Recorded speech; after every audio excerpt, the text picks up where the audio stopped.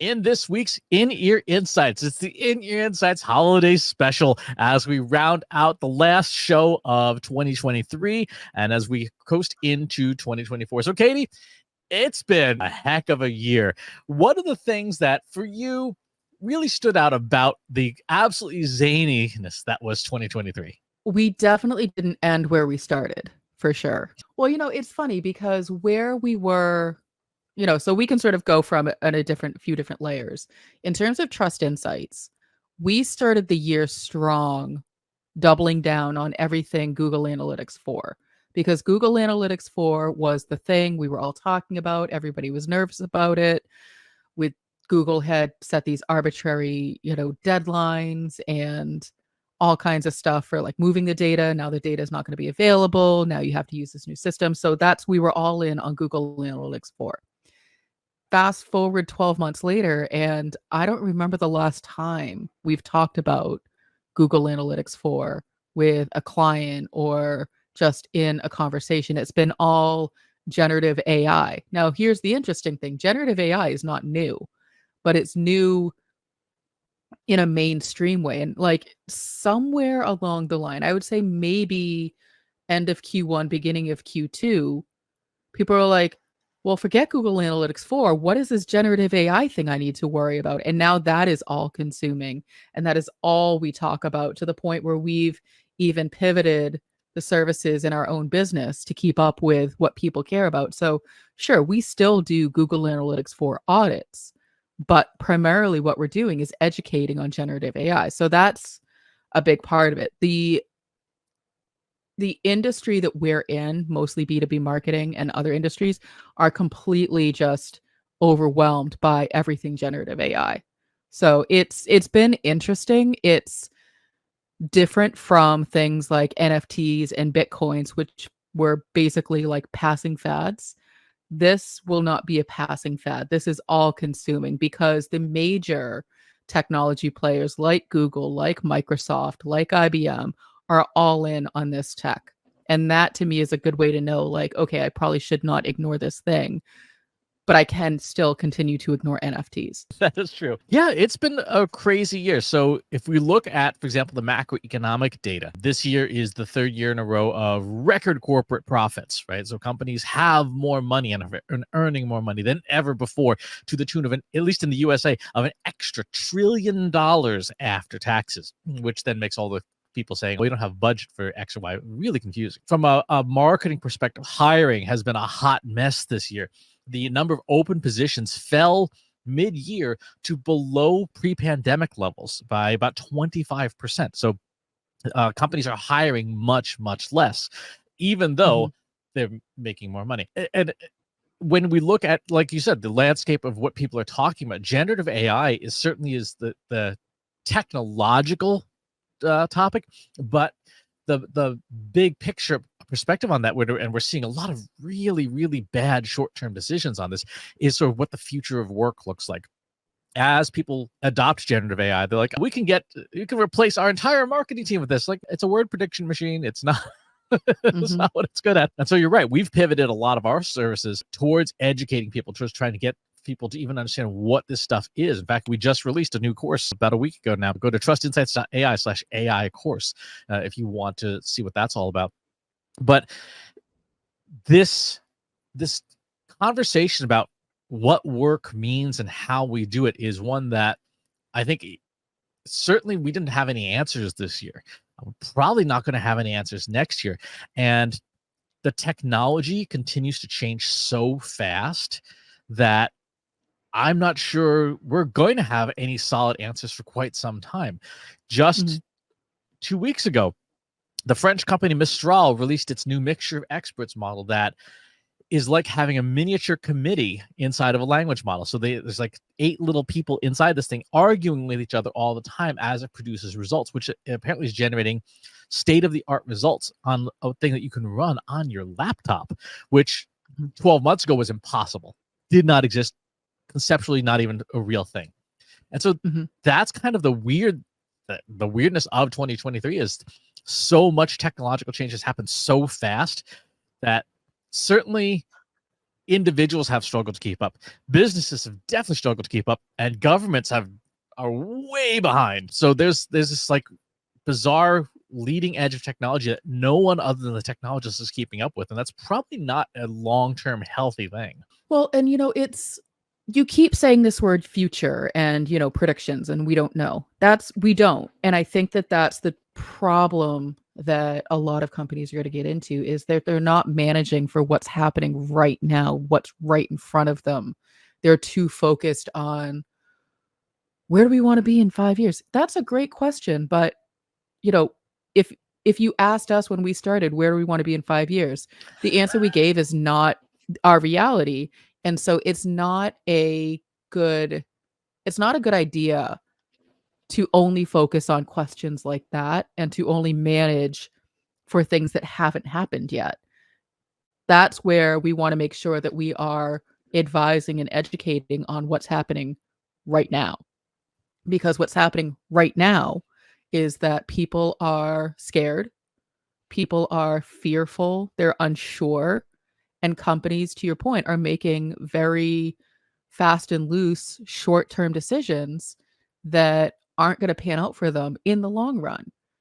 And so that sort of me saying in the long run is contradictory to the point I'm trying to make, but that's exactly what it is they're not managing for what's happening today. And today, they need to be educating their teams on the existing technology of generative AI rather than focusing on, well, at some point, AI is just going to take it all over and it's, going to be sentient. It's going to be all VR. It might, but it might not apply to our businesses. It might just be for entertainment, or it might just only be attainable by companies like Google. It may not apply to smaller or mid-sized companies. So for them to be focusing on that and freaking out about that is such a poor use of time, which means that they're not then spending that time getting educated on basic prompt engineering, which is always that's an evergreen skill set. That's basic business requirements. Regardless of how the technology changes, you need to know how to do that. It might look a little different, the structure might change, the way you input the data might change, but knowing how to write a prompt is basic business requirements. That's the stuff you need to be focusing on, all of those foundational things. Yep. And looking at your current roster of platforms of technology to see how the prompt-based interface to computing is being introduced. So if you are a graphic Mhm. designer, the Adobe Creative Suite, there's a prompt now in parts of Photoshop. There's a prompt in Illustrator. There's going to be a prompt in Premiere very soon. There's going to be, if you use Microsoft Office and you subscribe to Office Copilot, there's a prompt now in Word and Excel and Outlook and PowerPoint. If you're in Google Workspace, then you have Duet enabled. There's a prompt now Mhm. in Google Docs and Gmail and so on and so forth. So the the adaptation of using natural language to control software is a big deal that, to your point, no one's paying attention to right now. It's happening right now. It's not the future. This is today. And Mhm. as these technologies start weaving into everything that we do, it's going to be harder and harder for companies to sensibly think about um, what to do with as the technology arrives. It's kind of like Google Analytics, right? It's there whether you want it or not, except that in this case, AI is sneaking into every software package. It's not just your website Mhm. analytics, it is literally everywhere. And there's a piece we talked about on last week's live stream about how something like 70% of employees are trying the technology with or without their company's consent. And Mhm. so it's that's now. That's not the That's now. future. That is that actually is last week. Getting a handle on that sooner rather than later is really important. Well, and if you think about what prompt engineering is, it's just expectation setting.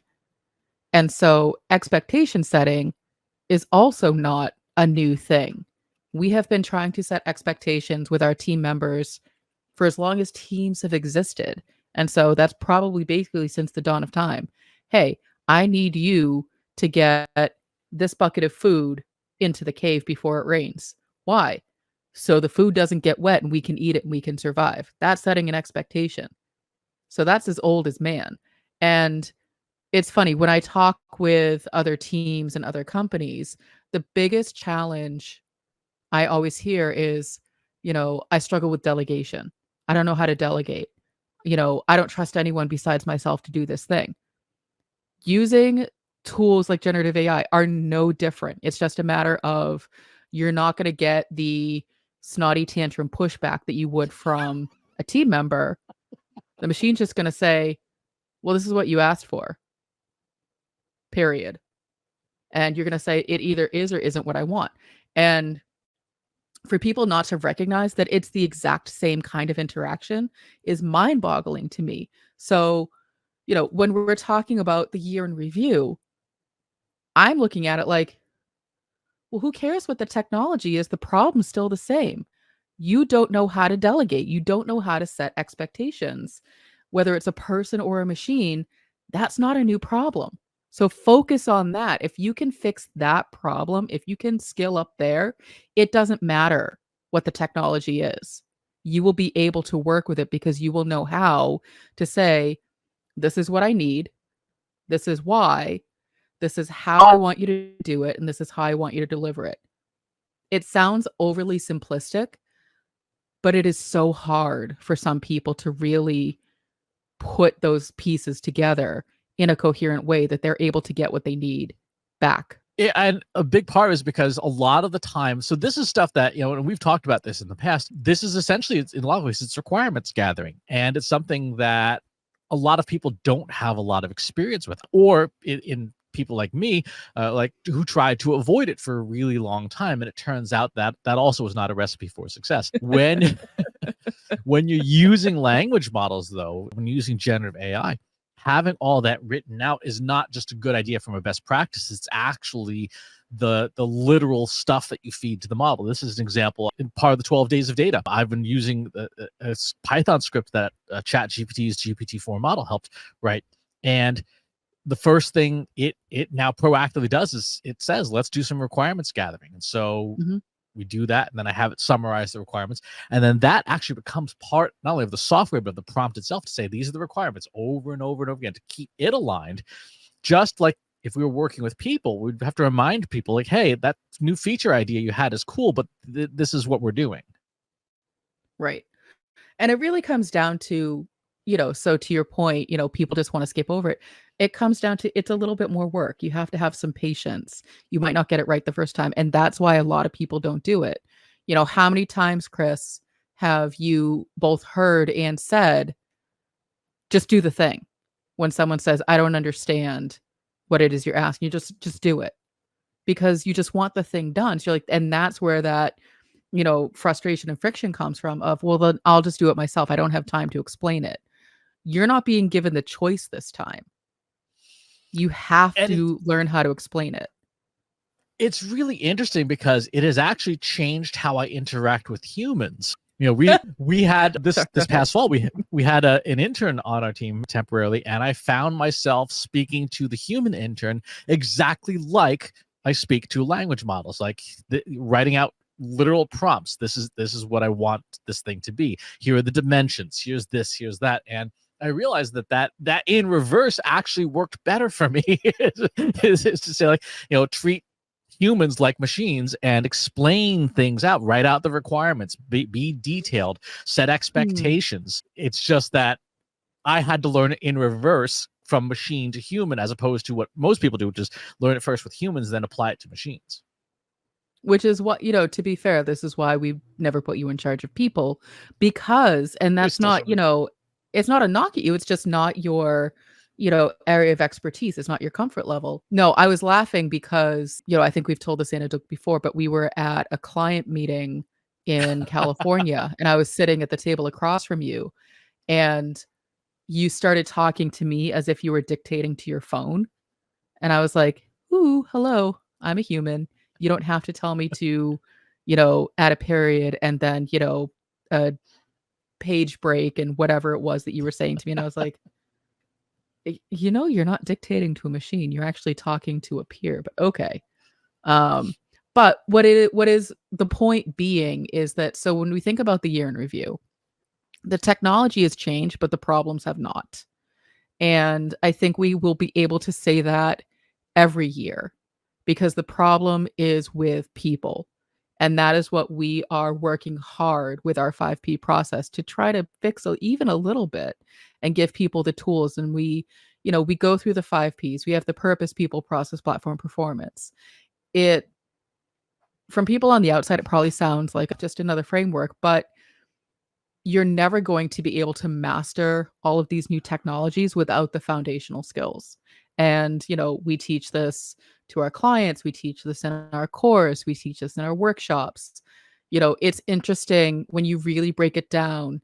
We don't spend as much time on the button pushing as we do on how to actually think about pushing the buttons. Well, the button pushing is pretty easy, and the thing about the evolution, and particularly in AI, the evolution of the tools is that the tools make button pushing easier and easier with every iteration. Right? When you go from feed forward networks to mixture of experts networks, they're smarter. They can infer more about what you mean, so they don't require as much convoluted button pushing, and so the performance you get really is based on the people and process side, where the platform is trying to reduce that friction for you. And that's a trend we're going to see well into 2024 as more model makers adopt these more hybrid models, these technological changes that make using them easier.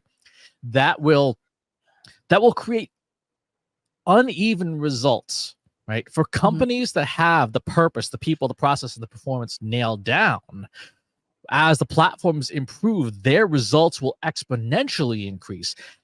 For companies where purpose, people, process, and performance is not buttoned up, the models will only offer incremental growth and not exponential growth, because you'll still be bogged down by the same things that have been the problem all along. Right. And so if we transition from year in review to predictions for next year, I predict that companies will still be focused on platform first, which is absolutely the wrong way to think about it. Because to your point, the button pushing is getting easier, but that doesn't mean that you're doing it correctly. It's just easier to find the button to push. They're making it, bigger and brighter and there's less buttons, but it means that you have, unless you are doing purpose, people, process, and performance, in addition to the button pushing of the platform, you don't know what you're going to get. And it's going to be a big old expensive waste of time, because these technologies, whereas right now they're somewhat affordable, if you take them piece by piece, to integrate a full artificial intelligence system into your enterprise size company is not an inexpensive undertaking. It's not. And we saw that this year. We saw this past year a lot of companies trying to figure out, like, hey, there's a new appliance. How do we fit it into what we're already doing in the kitchen? Some companies, again, that have great processes and adaptable people, easy to do that. Other companies are like, hey, Joe actually just put his head in the blender. Silly Joe. It did not go well. No. And that's something that is likely to continue into the new year. I think the last thing I would say for looking at the year in view, the crazy year that was, is that people are not spending enough time looking at what we call orders of effects, right? So orders of effects are the ripples that come from a change. So generative AI is a zero order effect. Hey, there's this new thing, Chat GPT, boom, drop it in the water. First order effect is things like, okay, well, I can write blog posts faster now, and so on and so forth. Second order effect is something like a company manager saying, well, if we can write 10x more blog posts, we don't need 10x. We can reduce the number of people on our team by this, right? That would be an example of a second order effect. That's as far as people have gotten this year. There are going to be third and fourth and fifth order effects. And companies are not thinking about this. Society is not thinking about this. The third order effect is structural unemployment, right? That is a third order effect where you have, okay, if you are making rash decisions and you are just firing lots of people because you think AI is going to do it all, and this happens at a societal level, you have structural employment. The fourth order effect from that is civil unrest, because you can't have 40% of your workforce suddenly idled and not have, like guillotines. That happened at like a 3 to 5% structural employment change back in the late 1700s. So part of what people should be thinking about, looking at this year in review and looking at the year ahead, is what are the consequences, that the chain of events that are going to happen from the decisions you are making today? If you're making decisions that are just hey, I need to save a few bucks on this quarter's numbers to hit our, what our investors expect. What are the longer term impacts of that going to be? And how are you planning for that? How's your business planning for that? This past year, we saw a lot of changes in what people were asking Trust Insights to do for them. And like you said at the very beginning, for the first half of the year, it was all Google Analytics. And then poof, it's like a light switch. People just stopped, right? That just went away. What are the ordered effects from that? And so I would encourage people, as you're enjoying the eggnog, I love as eggnog, by the way. I do. to think about the consequences of the decisions we make, and to spend some time to not rush into them, particularly around anything that's technological, because the technological stuff, it's easy to change the platform. It's much less easy to change things that you've done with processes and people. And I think that that's really the takeaway is don't panic, don't rush into things. Take a minute to really think through, okay, what is it that I actually need to do? What is the problem I really want to solve? And that's where the 5 Ps come in handy, because they're designed to not only gather the information you're looking for, but to give you just a second to breathe and think through, do I have all the information I need before making big decisions? And so if you want to learn more about the 5 Ps, you can reach out to us, trustinsights.ai/contact. We teach the 5 Ps in our new course, which is trustinsights.ai/AI course, or you can join us in our free Slack group, trustinsights.ai/analytics for marketers, where we talk about it a lot. We do. We talk about it a lot, and it's a great place to just stay in touch with what's happening with marketing in general. Lots of other changes this year that are less notable, although you will see them in our 12 days of data. As of the day we're recording this, we're putting up the post on alternatives to Twitter based on the year that was. I think so. That will be, by the time you see this, that will be out and available as well. So, as Katie said, if you want to talk about this or just share your holiday plans, go to trustinsights.ai/analytics for marketers, where you and over 3,000 other marketers are asking and answering each other's questions every single day.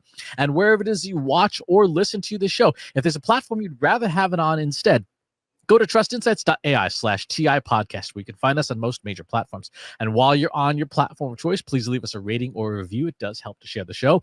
We wish you a happy holiday season, a happy, healthy, and prosperous new year in 2024. We'll be back in, I believe, January 3rd will be our first podcast episode of the new year. And we'll probably be likely talking about what we think will be ahead in 2024 and how ideally we can work together to make your 2024 the best it can be. Thanks for tuning in, and we'll talk to you next time.